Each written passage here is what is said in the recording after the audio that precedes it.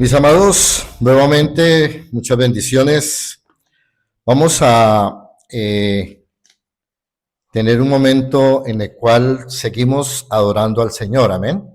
¿Cómo seguimos adorando al Señor nosotros? Entonces yo voy a hacerlo exponiendo la Escritura y ustedes van a seguir adorando al Señor, escuchando la palabra y aplicando todo lo que la palabra de Dios nos va indicando a todos. De esa manera estamos en la misma comunión. Hoy, como lo decía nuestro hermano Elías, vamos a exponer el primer mandamiento. Recordemos que ya ha habido dos sermones previos donde hemos hablado de lo que es la parte introductoria de los 10 mandamientos del prefacio. Entonces, hoy quiero proponerles un tema interesante para este sermón y es: no tendrás dioses ajenos delante de mí. ¿Cuál es el tema del sermón?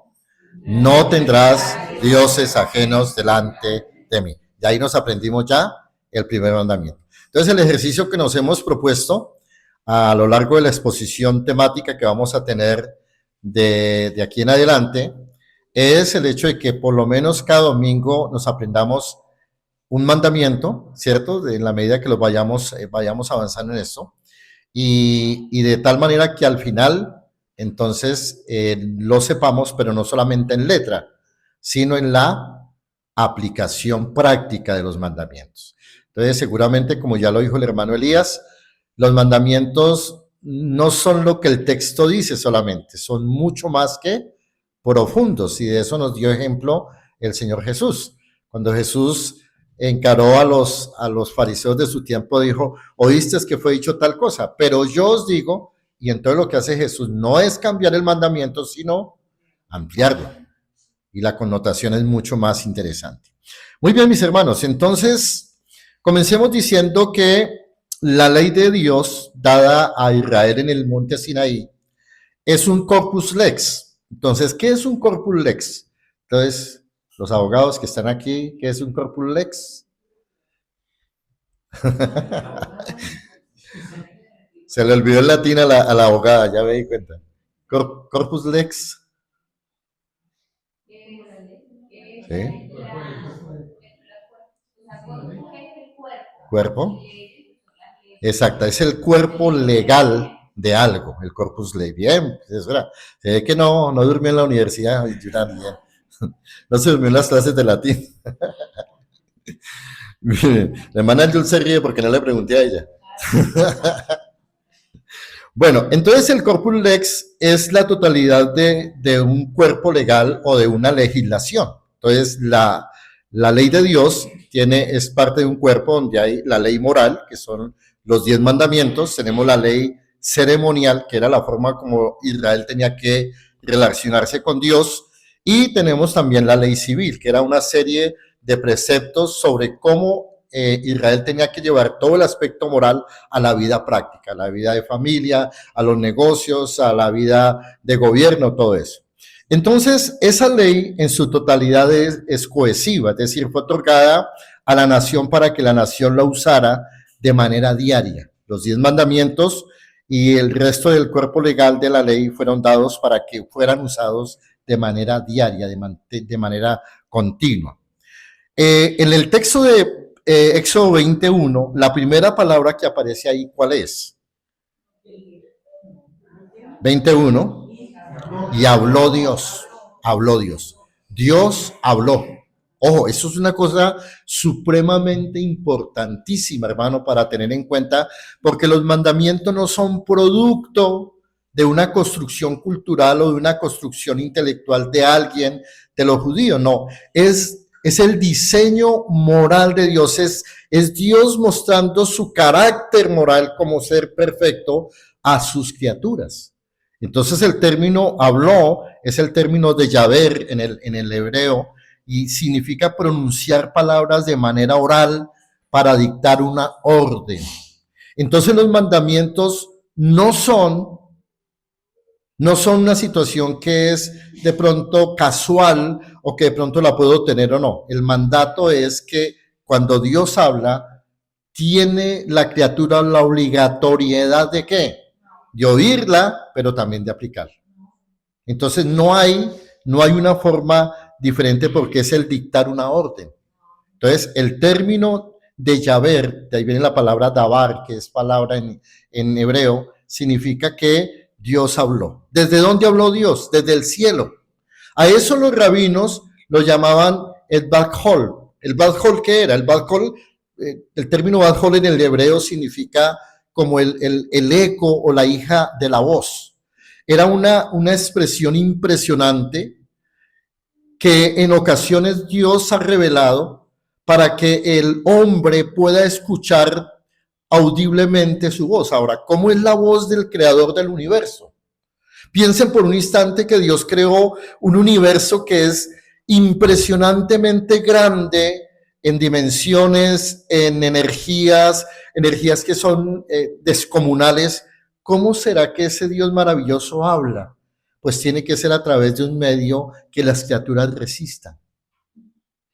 Entonces, por eso en la Biblia encontramos los famosos antropomorfismos para entender eso. Y los rabinos llaman a esto el Bat-Kol, es la hija de la voz de Dios. Es algo en el cual no podríamos escuchar la voz de Dios.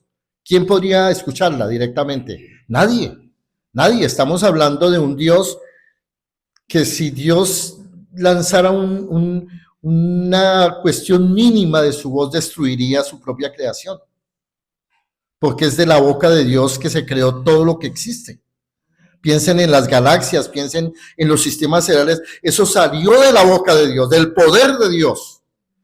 Entonces, por eso es que es a veces ridículo escuchar muchos de estos falsos profetas que están en las redes hablando de que Dios me habló y vino y me abrazó y me dijo.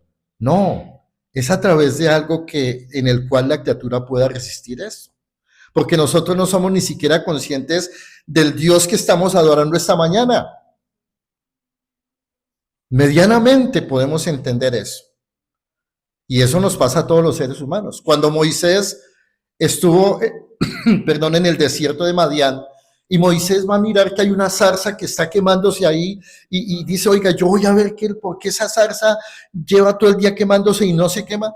Y entonces cuando llega, de manera curiosa, la primera cosa que escucha es Moisés, Moisés, de en medio de la zarza, quita el calzado de tus pies, porque el lugar que estás pisando es tierra santa.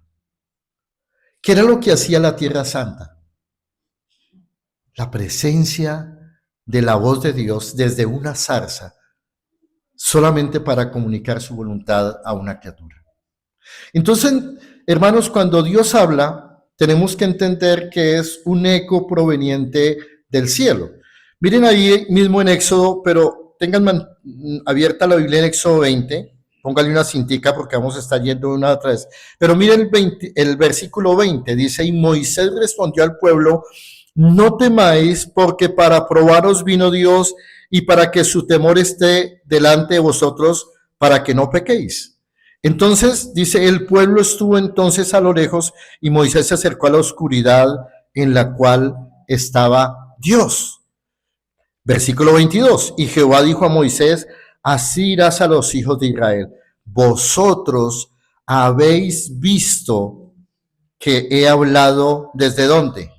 Desde el cielo con vosotros.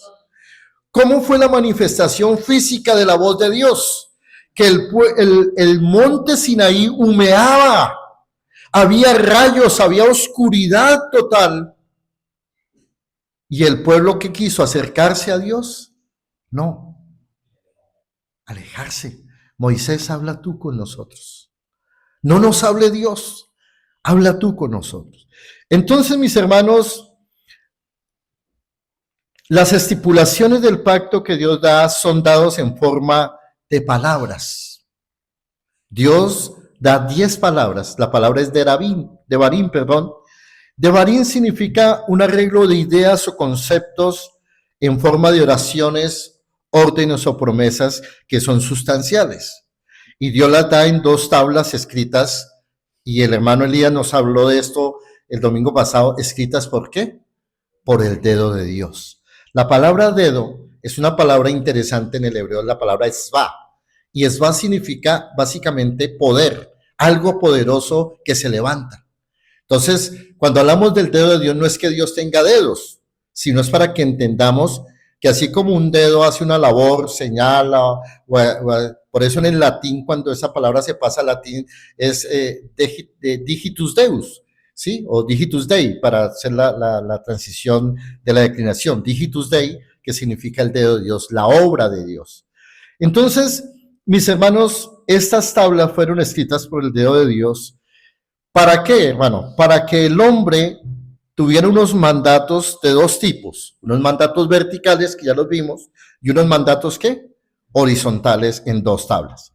Entonces, hay un padre de la iglesia, que es San Agustín, o Agustín de Hipona, que en un sermón muy interesante que él hizo para en el año 461, en un sermón Decem Cordis significa 10 cuerdas, y entonces él toma como si los 10 mandamientos fueran un salterio. Un salterio es como un arpa, y él dice, es un salterio de 10 cuerdas. Y entonces cada cuerda tiene que ver con una razón muy interesante del proceso de cómo la Trinidad se va declarando. Entonces, para San Agustín, entonces los mandamientos de la primera tabla los agrupa en 3 grandes mandamientos. Entonces dice, el primero reconoce al Padre, que es el mandamiento 1 y 2, ¿cierto? El 3, entonces, tiene que ver con la figura del Hijo, y el cuarto mandamiento tiene que ver con la gracia que Dios da para que la gente pueda agradar a Dios. Entonces, no tengo tiempo de explicar todo esto, pero este arreglo que hace San Agustín es muy interesante, porque era un argumento contra el pelagianismo que se estaba levantando y que básicamente echaba por tierra el hecho de que el hombre no necesitaba los 10 mandamientos, porque el hombre simplemente nacía bien, nacía sin pecado original, no había pecado en Edén, sino que había sido solamente Adán y Eva, pero que su descendencia había imitado, pero no aceptaba la depravación radical. Entonces, por eso Agustín tiene que hacer esta apología interesante en su mensaje Decem Cordis, para hablar de que los 10 mandamientos, cada uno de ellos es una cuerda especial de la gracia de Dios contra la depravación del hombre. Entonces, es muy interesante eso. En otra ocasión vamos a hablar de eso. Entonces, hermanos, la tesis que quiero esta mañana que estudiemos es que los mandamientos son una expresión de la gracia de Dios. Y en eso estamos de acuerdo con Agustín de Hipona. Son una expresión de la gracia de Dios en favor del hombre.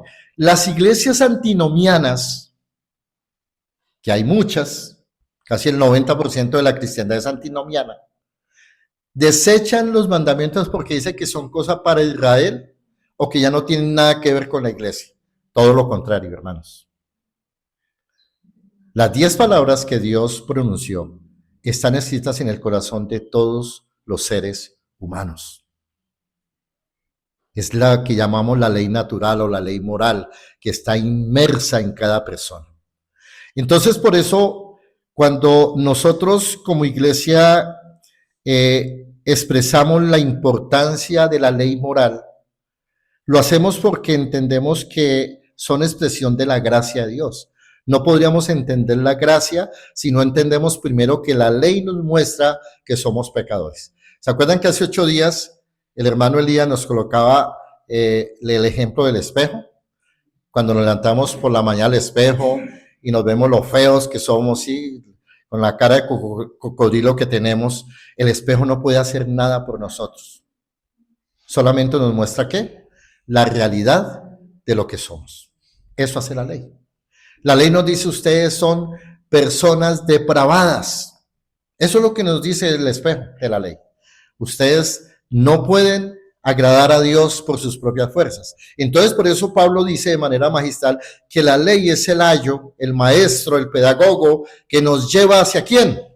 Hacia Cristo, porque Cristo sí puede cambiar nuestra condición.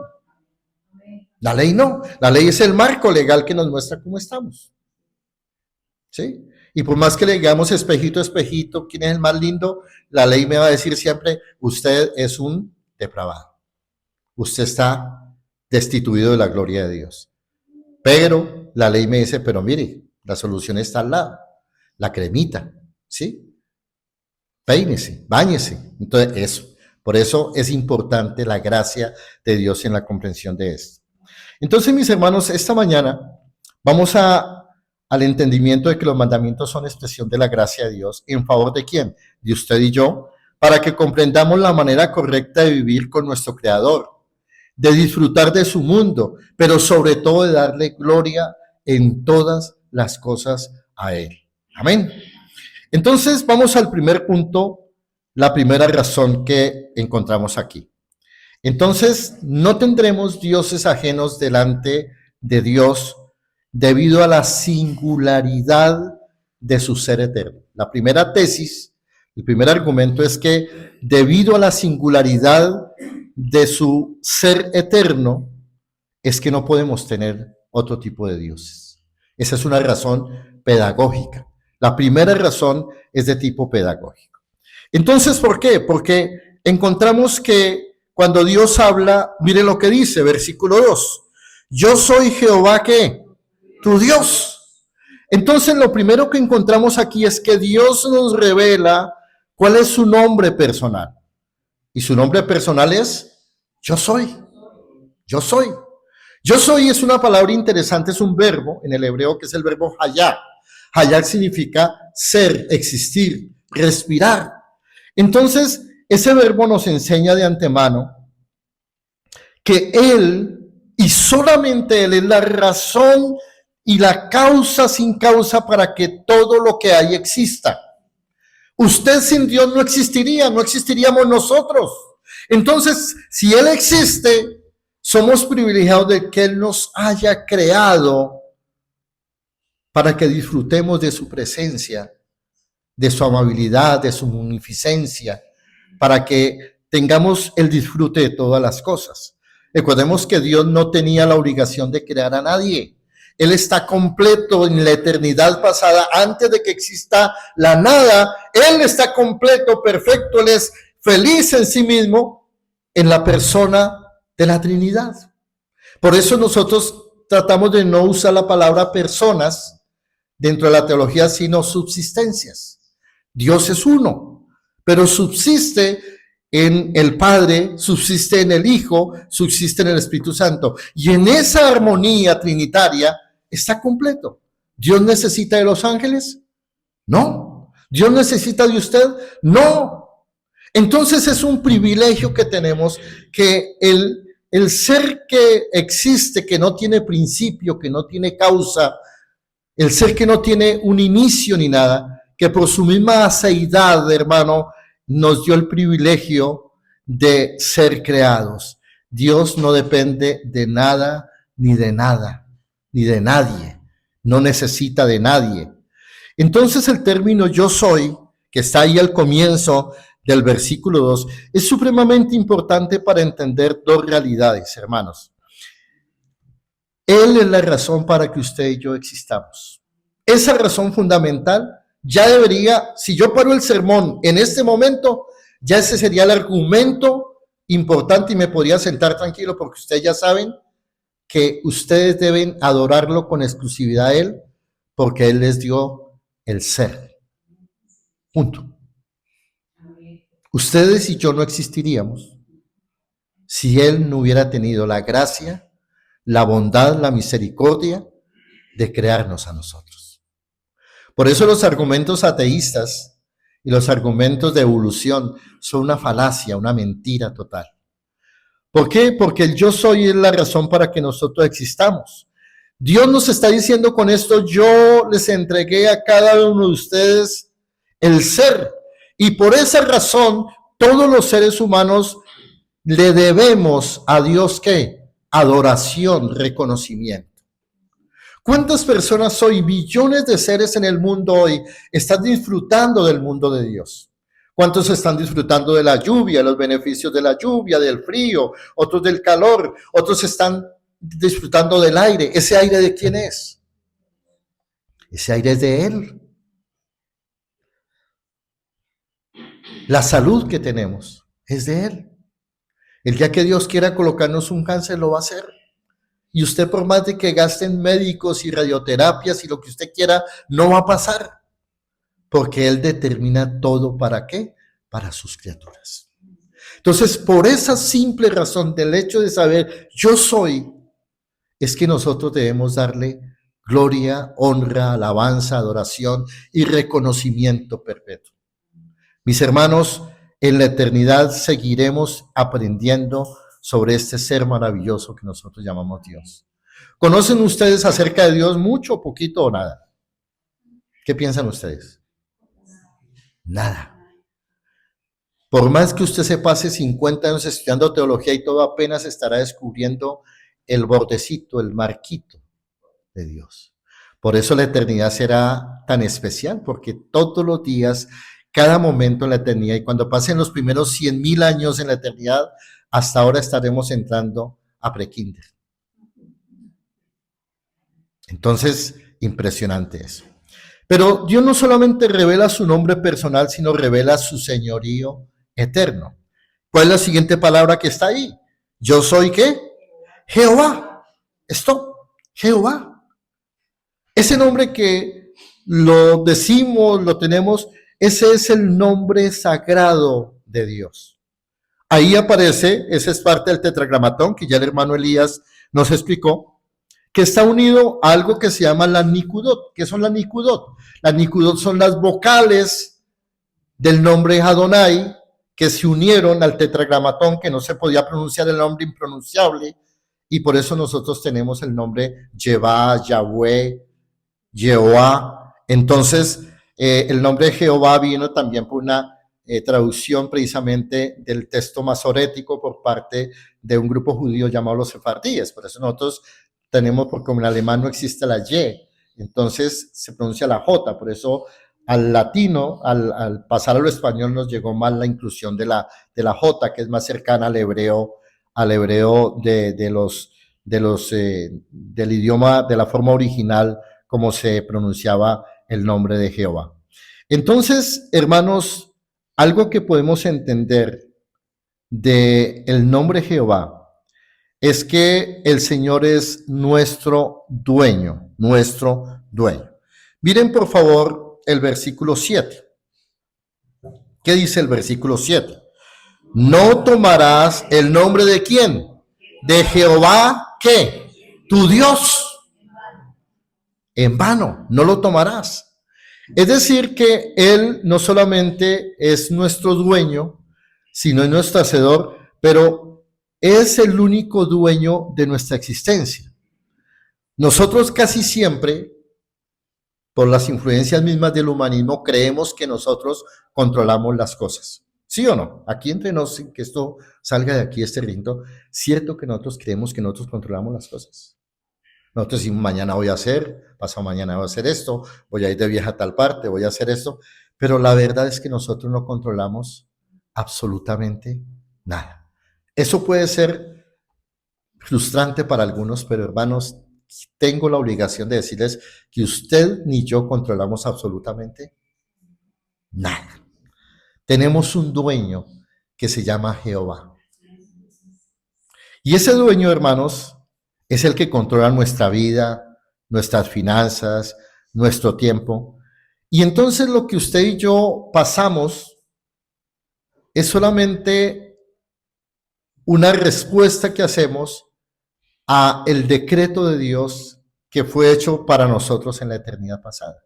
Todo lo que nos pasa a nosotros, todo lo que pasamos, todas las situaciones están totalmente decretadas por Dios. ¿Desde cuándo? Desde antes de la fundación del mundo. Por eso nosotros, hermano, no sacamos absolutamente nada con desesperarnos. Yo me acuerdo que cuando no tenía esta luz que tengo hoy en día, hermano, yo tenía un problema y hermano, yo me acostaba y debía cosas y una cosa, y yo parecía un pollo de asadero en la cama de vueltas y vueltas y vueltas y vueltas. Y al otro día con ojeras, con todo, y no había solucionado ¿qué? Nada. Y eso pasa en cada circunstancia de nuestra vida con todas las cosas. ¿Por qué, hermano? Porque no hemos aprendido a conocer quién es nuestro dueño. Así que esta mañana, lo que quiero, hermanos, que nos animemos es entender que La singularidad del ser de Dios, que es eterno, nos lleva a entender que Dios decretó todo para su propia gloria y honra. Aun lo que desde nuestra perspectiva es adverso, es malo, es nocivo. Uno muchas veces ha dicho, ay, no, esta esposa que Dios me dio, estos hijos que me salieron a mí, y cómo es. No, hermano, descanse en su dueño, porque esas circunstancias que Dios ha provisto, esas providencias, funcionan ¿para qué? Para la gloria y la honra de nuestro dueño, que es Jehová. No para nosotros, para la gloria de Dios. Uno a veces se pregunta por qué los hijos del vecino salieron así y los míos salieron con un rebaño de ovejas negras. No lo dice, padre. Que me salió torcido. Y uno empieza, ¿qué mal habré hecho yo, Señor? ¿Sí? ¿A quién habré matado? ¿A quién? Y uno tiene una serie de dichos que son, y esos dichos de cristianos, que implican que hay un desconocimiento doctrinal terrible. ¿Por qué Dios? Entonces, cuando usted le pregunta a Dios por qué, pues usted no entiende la dimensión del señorío de Dios. Entonces, mis hermanos, esto puede parecer difícil para muchos de nosotros, casi que aterrador, pero la verdad es que usted y yo solo cumplimos lo que nuestro dueño decretó para su propia gloria y honra. Puede ser aterrador, puede quedar escepticismo en otros, pero es la única realidad que existe. Entonces, mis hermanos, tenemos ya en este yo soy Jehová la revelación primero de su nombre personal, de su señorío eterno, pero también un tercer aspecto pedagógico es que Dios nos revela su amor redentor. Mire lo que dice el versículo 2. Yo soy Jehová, que tu Dios, que te saqué de la tierra de Egipto, de casa de servidumbre. Y entonces, una de las cosas que Dios le recuerda a Israel es que Él es su dueño. Yo te saqué, yo te rescaté, yo te cambié la condición. Eso lo hizo con Israel en el pasado. Pero si nos ponemos nosotros hoy en esa condición, Israel es un pueblo típico, es decir, un pueblo tipológico. En Israel es un tipo que nos enseña muchas cosas que son aplicables para nosotros. Entonces, Dios sacó a Israel de casa de servidumbre, pero la pregunta es, ¿qué ha hecho con nosotros hoy? Dios libertó en el pasado a Israel de una casa o cárcel de esclavitud, ¿sí? El término que aparece ahí es Beit Hadamim, que es casa de esclavitud. Dios sacó a Israel porque era de esclavitud, no solamente porque tenían trabajos pesados, sino porque el sistema espiritual de Egipto era un sistema netamente pagano, contrario al Dios verdadero. Entonces, Israel es rescatado de la servidumbre, de la idolatría. ¿Cuántos dioses había en Egipto? ¿Alguien sabe cuántos dioses que componía el panteón egipcio? 270 deidades. Es decir, había deidades para todo. Y aparte de eso, había unas deidades superiores que no podían describirlas, como el uno en uno, que era el papá de Amón y de Ra. Entonces ese uno no se podía ver. Pero había una cantidad de dioses donde todo literalmente era Dios. Era diosa la mosca, Ujai, era la diosa serpiente, eran las estrellas, era todo. El mismo río Nilo, cuando ustedes miran las 10 plagas, precisamente las 10 plagas tienen por objeto destruir la teogonía egipcia. Es un juicio contra cada conjunto de dioses que tenían los egipcios. Entonces, mis hermanos, nosotros, al igual que Israel sacado de Egipto, somos hermanos por ese acto de misericordia, propiedad suya. Yo soy Jehová tu Dios, tu Dios.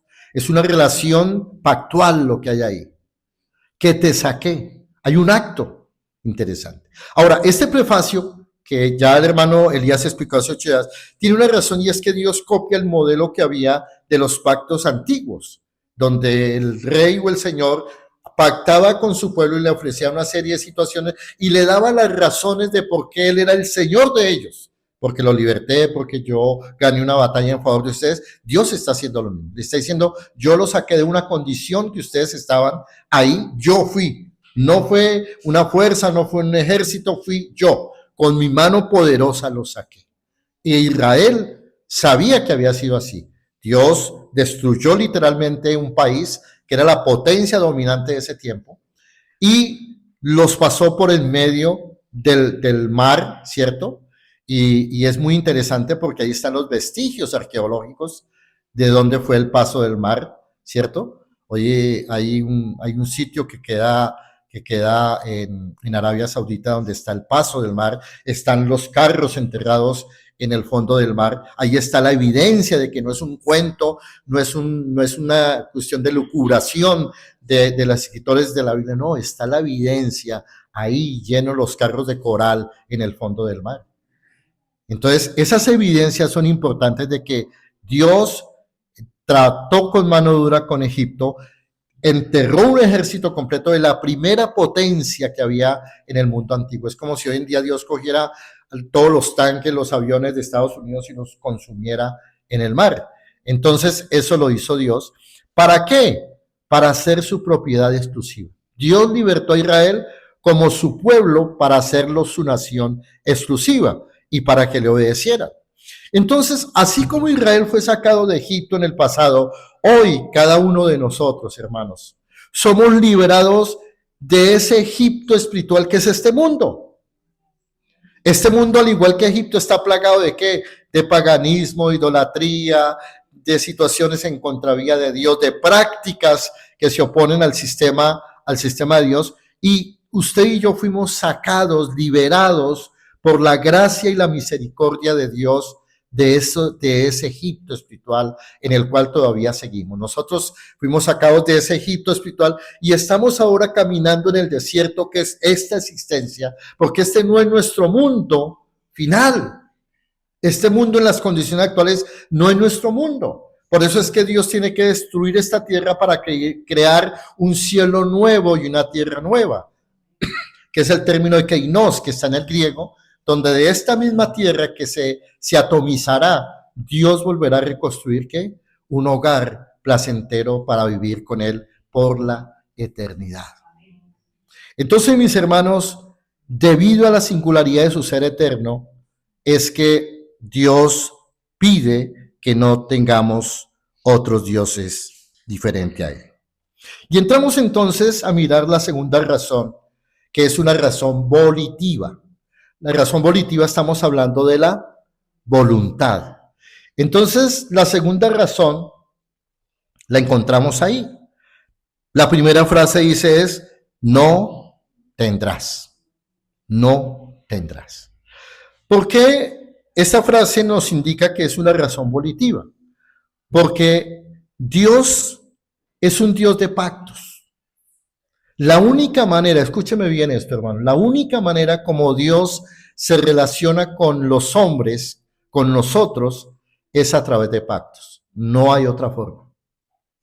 Esto no lo enseñan en muchas iglesias, pero yo tengo la obligación de enseñarlo esta mañana. Dios no se relaciona con los hombres sino a través de ¿qué?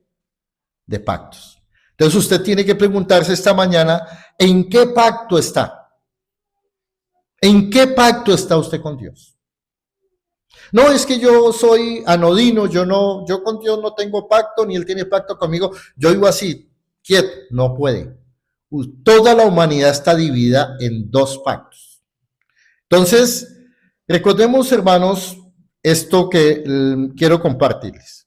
Dios nos revela de su demanda como soberano, no tendrás, no tendrás. ¿Por qué? Porque Dios, al relacionarse con el hombre solamente a través de pactos, le está indicando que Dios creó al hombre recto y perfecto.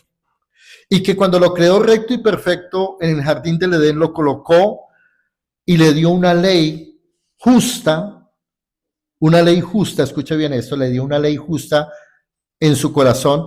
¿Para qué? Para garantizarle la vida. Por favor, decante eso en su mente. Dios creó al hombre y le dio una ley justa para que el hombre tuviera garantía de la vida. Pero lo hizo mediante un pacto. Es decir, le dijo, si usted la guarda, si usted guarda esa ley, usted tendrá acceso a la vida eterna. Había una condición. ¿Cuál era? Guardar esa ley. ¿El hombre lo pudo hacer? No. Pues vemos el resultado somos nosotros. Entonces, si la guardaba y le dio un mandamiento positivo. Ese mandamiento positivo, ¿se acuerdan? Que ese mandamiento, si lo cumplía, podía tener acceso a la vida. Pero si no lo cumplía, iba a venir como consecuencia, ¿qué? No la vida, sino la muerte.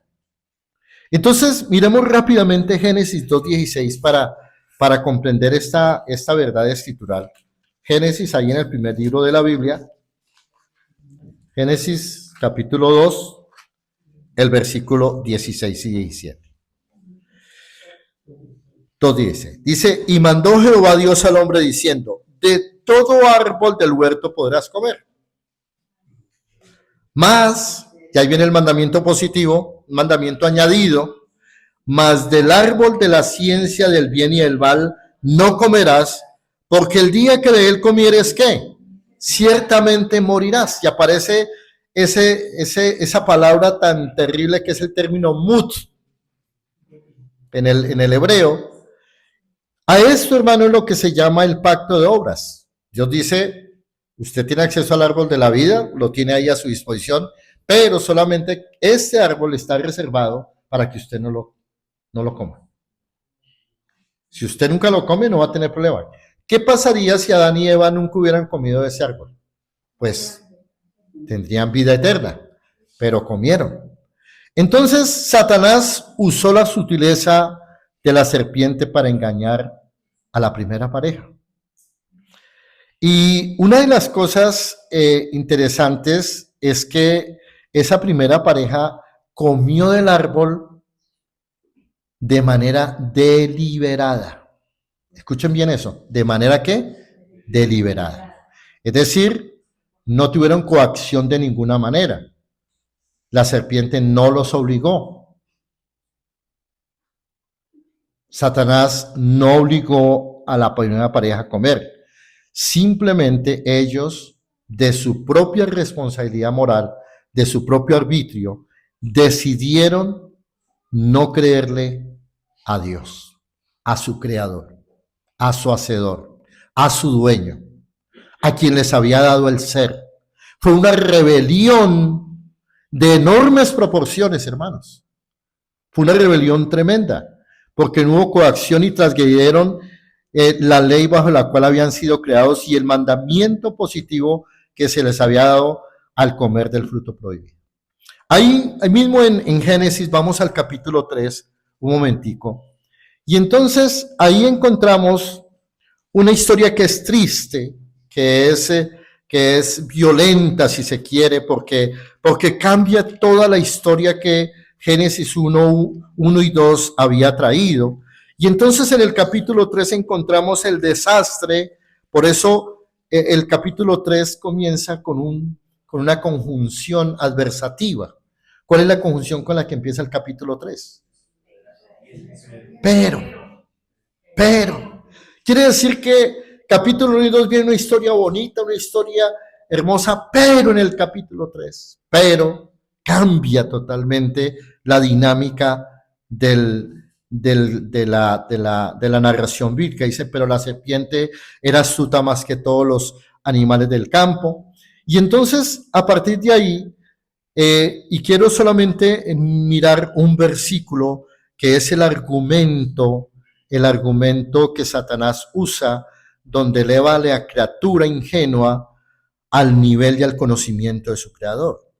En el versículo 5, dice entonces, mire lo que dice el versículo 4, entonces la serpiente dijo a la mujer, ¿qué? No moriréis. De frente le dice Dios, su creador, su hacedor, su dueño es mentiroso. Eso es lo que hace la serpiente. Dice, no, no, no, no, no, no, no, no, no. Tranquila, mire, eso está como cuando llegan los vendedores y dicen, no, el de la otra marca le está mintiendo, eso no es cierto, mire, mi producto es mejor. Eso es lo que hace el enemigo. Y entonces dice el versículo 5, y mire la capacidad argumental de Satanás, sino que sabe Dios que el día que comáis de él seréis abiertos vuestros ojos y ustedes serán como ¿quién? Como Dios, sabiendo el bien y el mal. Entonces, el argumento para someter al hombre fue, seréis como Dios. Y ese es el veneno que todavía usted y yo tenemos. Por eso nos cuesta tanto obedecer la ley moral de Dios, porque nosotros nos creemos dioses, porque nosotros nos creemos dueños de las cosas, porque nosotros creemos que podemos hacer lo que queramos sin tener una responsabilidad moral. Por eso pecamos. Por eso transgredimos la ley de Dios todos los días. Por eso, aunque escuchamos la palabra, nosotros estamos inclinados, porque creemos que realmente usted y yo somos ¿qué? Dioses. Ese síndrome terrible, hermanos, todavía está en nuestro ADN. Nosotros, hermano, antes de que conociéramos a Cristo, creíamos que éramos los dueños y los chachos y podíamos hacer lo que quisiéramos, íbamos de aquí para allá sin dar cuenta. Hoy hay temor al hacer las cosas, pero todavía de vez en cuando creemos que nosotros tenemos el control de las cosas. ¿Sí o no? Muchas veces. Por eso es que nos equivocamos, porque tomamos decisiones creyendo que yo soy mi propio dueño. Y decimos, yo hago con mi tiempo lo que quiera, con mi plata lo que quiera, con mi cuerpo lo que quiera. No, Señor, no tendrás dioses ajenos delante de mí. Cuando usted dice, yo con mi tiempo hago lo que quiera, cuando yo hago lo que sea, entonces usted se está levantando como Dios para creer que usted es dueño de su tiempo. Y no es cierto, hermanos. No controlamos absolutamente nada. No somos dueños de nada. La ropa que usted tiene, el trabajo que usted tiene, la profesión que usted tiene, es prestada por Dios. Pero sepa una cosa, que eso que Dios nos presta para administrarlo, un día Dios nos pedirá cuentas. Un día estaremos frente al tribunal de Cristo. No para ser evaluados en cuanto a nuestra salvación, pero sí nuestra salvación tiene que ir acompañada de buenas obras. No nos salvamos por buenas obras, pero las buenas obras tienen que ir detrás de nosotros, detrás de la salvación nuestra. Por eso, hermanos, es que uno no puede ser un buen cristiano y ser un mal padre. No puede ser un buen creyente y ser un mal esposo. No puede ser un buen creyente y ser un mal vecino. No, tiene que haber coherencia en las cosas. Y eso, hermano, es algo que muchas veces no entendemos. En 2 Corintios 5, Dios nos dice que un día todos, absolutamente todos, estaremos delante del tribunal de Cristo para dar cuenta por las cosas buenas y malas que hayamos hecho mientras estábamos, ¿dónde? En el cuerpo. Entonces, mis hermanos, ese argumento de ser como Dios realmente es complicado. Y entonces, esa singularidad del pacto eterno nos revela también otro aspecto, la revelación de la relación pactual que tenemos con Dios. Entonces Dios dice, no tendrás, y no tendrás es lo hayá. ¿Y se acuerdan de hayat que les dije yo? Que hayat era ¿qué? Existir, respirar, es decir, salir a la luz. El término lo, voy a enseñarles una palabra en hebreo, lo. ¿Ya? ¿Se la supieron? ¿Se la aprendieron? Lo. Lo significa ¿qué? No. Ya aprendieron hebreo hoy, vean, listo. Lo hayak significa que es una prohibición enfática. La palabra lo es una prohibición enfática. Y hayá es un verbo que está en estado cal. El hebreo no tiene tiempos como en el español, presente, futuro, sino tiene estados. Y el estado cal es un estado que indica que es algo que ya es una acción cumplida. Es decir, que ya se ha materializado, por decirlo de alguna manera. Entonces, el verbo hayak, que está aquí en estado cal, como una acción cumplida, quiere decir que nunca uno podrá llegar a tener la existencia, ni siquiera mentalmente, de algo que le quite el lugar a Dios. Es decir, que la idolatría no es física. La idolatría comienza ¿dónde? En el corazón. Somos idólatras es en el corazón primero. Entonces, el verbo enfatiza el hecho o una acción como cumplida. Y el propósito de esta orden de Dios es que el hombre no debe, lo hayak, le dice, ni siquiera piense mínimamente en la existencia o darle forma, aún en el mismo pensamiento, a algo que esté delante de mí como Dios. ¿Sí notan la situación? Porque toda la idolatría y todo el pensamiento en contravía de Dios, toda arrogancia y soberbia comienza ¿dónde? En el corazón de Dios, en el corazón del hombre. Entonces el hombre no debe contemplar ni siquiera la idea, de la existencia de otro ser o de otro objeto que tome el lugar de Dios. Entonces, no se puede atribuir nada en nuestra existencia que no sea algo diferente a Dios.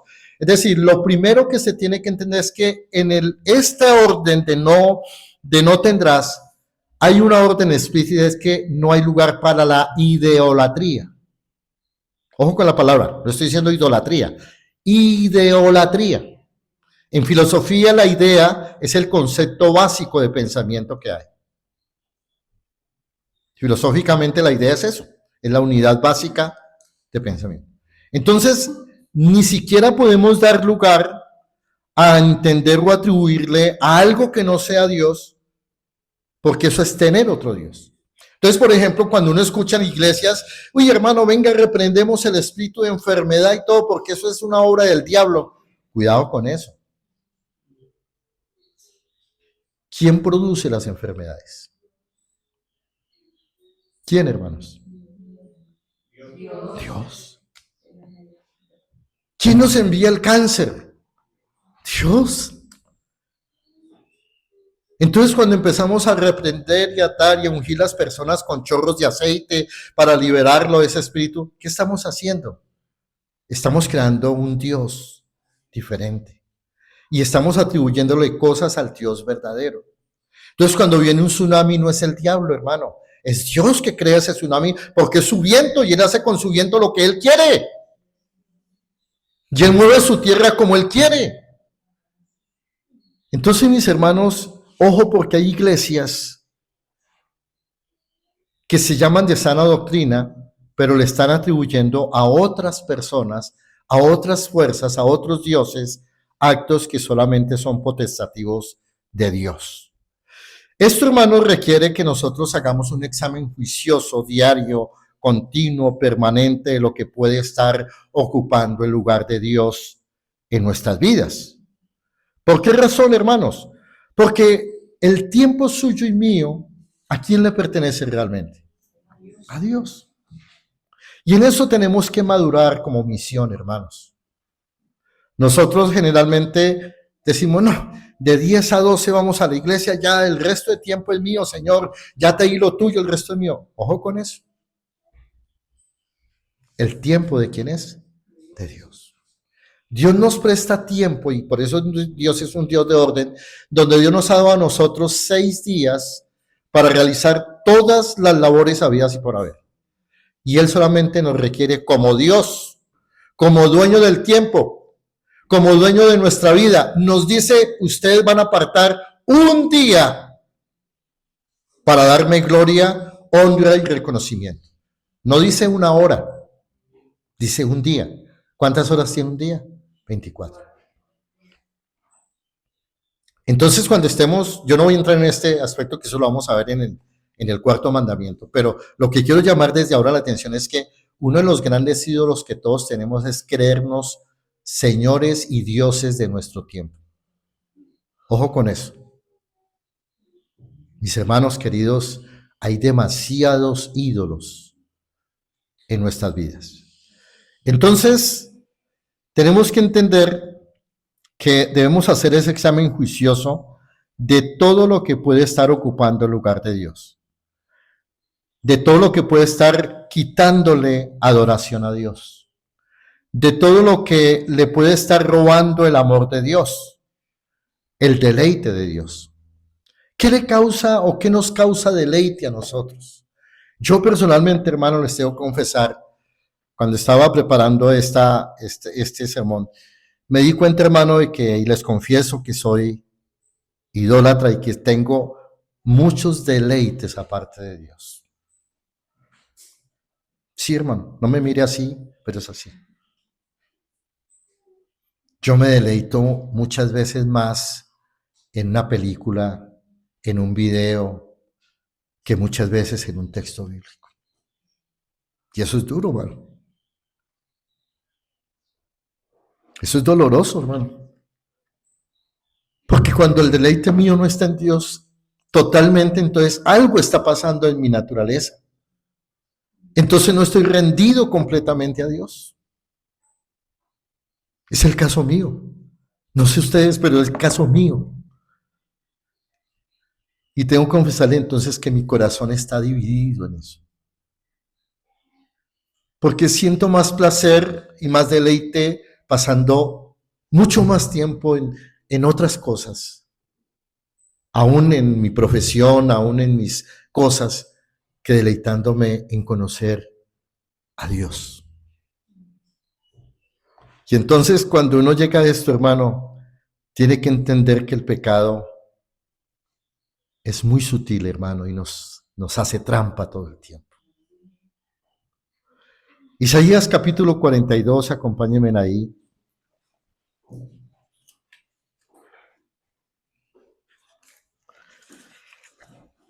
Dice lo siguiente, hermanos, versículos 6 al 8, dice: yo Jehová, y quiero que miremos el llamado que Dios hace a través de esta profecía del siervo del Señor.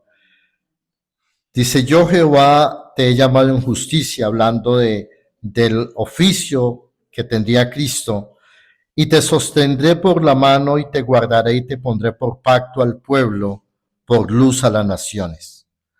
¿Para qué? Para que abran los ojos de los ciegos, para que saques de la cárcel a los presos y de casas de prisión a los que moran en tinieblas. Yo Jehová, este es mi nombre, y a otro no daré mi gloria ni mi alabanza a esculturas. Mis hermanos, Dios no comparte su gloria con nadie, ni con nada. Así que en el examen personal que cada uno de nosotros debemos hacer, tenemos que llegar hoy en la meditación del día al Señor y pensar qué cosas, por más sutiles que sean, me están alejando del deleite de Dios. ¿En qué realmente yo estoy encontrando deleite? En mis amigos, en mis conversaciones, en la música, en esto. Pero si el deleite no es totalmente en Dios, entonces tenemos que revisar nuestro corazón. Termino esta tarde, esta mañana, diciendo que el texto del versículo dice: no tendrás dioses ajenos delante de mí. La tercera razón es práctica, hermanos, y con esto concluimos, y es que Dios nos revela la demanda de un amor exclusivo. Dios nos creó a nosotros con un propósito exclusivo, y ese propósito, como lo dice Efesios, es la alabanza de su nombre, como está en Efesios 1:12. Dios nos amó desde antes de la fundación del mundo y nos salvó para incluirnos a usted y a mí en una relación de pacto. Le pertenecemos a Él. Él fue el que entregó su vida por nosotros, el que nos salvó, nos justificó, nos adoptó, y nosotros, para amarlo a Él, Él nos salvó y nos amó porque nos conoce a Él. Ahora, ¿qué es lo que nosotros como criaturas tenemos que hacer? Conocerlo a Él. Uno no ama a nadie que no conoce, ¿sí? Pasó un señor ahí, ay, yo amo a ese señor, ¿lo conoce? ¿Por qué lo ama? Tiene que conocerlo. Entonces, mire que ese conocimiento, sobre el conocimiento de Dios es que nosotros tomamos una decisión. ¿Por qué tenemos el corazón tan dividido? Yo he llegado a esta conclusión, porque no conocemos adecuadamente a Dios. Entonces tenemos nuestro corazón dividido. Entonces nosotros debemos tomar una decisión y por eso es que el amor no es un sentimiento. El amor es una decisión. Uno decide amar cuando conoce a la persona. Entonces por eso es que es absurdo lo que el mundo dice, no, se nos acabó el amor. El amor no se acaba. Se acaba la decisión de amar, que es diferente. Entonces, Dios dice en su palabra que no tendremos dioses ajenos. La palabra ajenos es un adjetivo, que es el adjetivo ajer, no conocidos. El texto no está afirmando acá, y es algo importante, el texto no afirma la existencia de una categoría de algo como otros dioses. Lo que el texto advierte aquí es de manera categórica que el hombre en su corrupción radical se pueda llegar a inclinar a crear o fabricar dioses o elevarse como Dios porque considera que Él tiene esas capacidades. Por eso, hermanos, es importante que entendamos esto. ¿Cómo se llega a tener otros dioses? Se comienza por la pleitesía. ¿Qué es la pleitesía? El agrado. Ojo, posiblemente TikTok o las redes hoy en día no me consuman, pero les estoy brindando ¿qué? Pleitesía. ¿Qué es la pleitesía? El agrado. Agrado mi carne, me satisfago con lo que veo. Eso es pleitesía. El segundo escalón de la idolatría es la reverencia. La palabra reverencia implica cuando yo me someto para que ocupe un lugar de autoridad en mi vida. No sé qué te está controlando hoy. Tu trabajo, tus finanzas, los medios de comunicación, el tiempo. Y ahí se pasa a la veneración. La veneración significa cuando Dios se mantiene una actitud de reverencia para algo y se termina finalmente ¿en qué? En la idolatría. Entonces, mis hermanos, recordemos lo que el Señor Jesús dice en Mateo 10:37. Quiero que vayamos allá a ese texto de Mateo 10:37.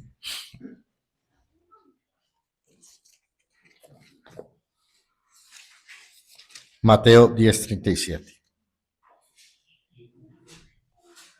El que ama a padre o madre más que a mí, no es digno de mí. Axios, no es digno. El que ama a hijo o hija más que a mí, no es digno de mí. Indicando, hermanos, que todo el afecto, el deleite de la vida de una persona tiene que estar enfocada en Dios. Todo lo que desplaza el servicio a Dios termina siendo un tropiezo para el hombre. Por eso, Juan Calvino acertadamente expresó, el corazón del ser humano es una fábrica de ídolos. ¿Qué quería decir Juan Calvino con esto? La idea que Juan Calvino tenía era que el corazón suyo y el mío, de forma natural y automática, tiende a crear cosas que valora más que a Dios. Uno dice, no, es imposible. Dios para mí es supremo, Dios para mí es esto. Sí, en la teoría es cierto, pero en la práctica no. Hay cosas que valoramos por encima de Dios. Y ahí es donde tenemos que dar la lucha espiritual, hermano. ¿Por qué? Porque uno no puede colocar nada delante de Dios. La palabra delante de mí es delante de mi cara. No podemos colocar absolutamente nada delante de Dios que no sea un corazón contrito y humillado que reconozca que Él es el todo en nuestra vida. Que el Señor nos ayude, hermanos, a examinar nuestro corazón diariamente. Señor, antes que todo, yo quiero pedirte perdón, Dios mío, porque Reconozco que en mi corazón hay otros dioses. Dioses que deben ser extirpados, dioses que deben ser sacados. Y Dios no lo necesito, como seguramente muchos de mis hermanos tampoco lo necesitamos. Ayúdanos a entender que tú eres suficiente para nuestra vida, que en ti estamos completos, Dios, y que no necesitamos de otras cosas fuera de ti, Señor. Te pido que en esta mañana inclines mi corazón y el corazón de mis hermanos, el corazón de tu iglesia en el mundo entero, para que no permitamos, Señor, el caer en esa idolatría que significa tener a otros dioses como una opción. Contigo no hay otras opciones. La única opción eres tú, Señor. Y te pido que nos ayudes y que claves ese pensamiento profundamente en nuestro corazón para no permitirnos, Dios, desviar nuestra mirada ni a izquierda ni a derecha, sino mantener, como dice Hebreos 2, puestos los ojos en Jesús, el autor y consumador de nuestra fe. Te lo pedimos, Señor, en el nombre de Cristo Jesús. Amén. Amén. Dios les bendiga, hermanos. Dios les guarde.